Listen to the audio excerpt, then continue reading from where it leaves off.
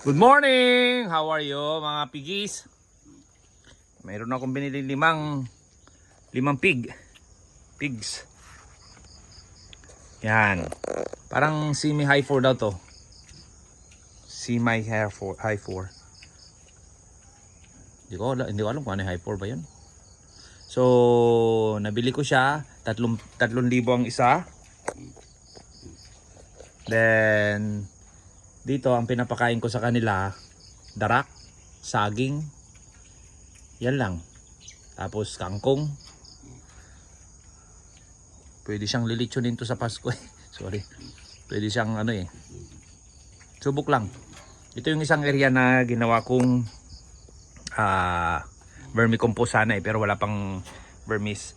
Kaya napakaganda ito para sa baboy dahil ito mga pataba na to. Pataba na. So kung maganda ang result, edi tuloy-tuloy. Bibigyan, ayan, may tubig sila, may pagkain. Yung mga sako-sako, papatanggal ko dyan. Okay. New additional na pagkakabalahan, baboyan. Semi native to eh, na may halo. Ayan. At least may bubong. Ito yung area na may mga nightcrawler, African nightcrawler. Maraming bulati dito. Yan. Okay, baboy, African nightcrawler dito sa area na to. Dito rin, puno to ng vermicomposting to eh. Tapos dito naman, nagpatanim ako sa kabila, pakwan. Puno tong farm ko ng kung ano-ano eh. Pakwan, marami to pakwan. Hopefully mapabunga natin to. Mapabunga ko to. Yan o, pakwan o.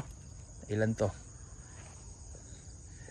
4 1, 2, 3, 4 1, 2, 3, 4, 5. Mga 20 na pakwan.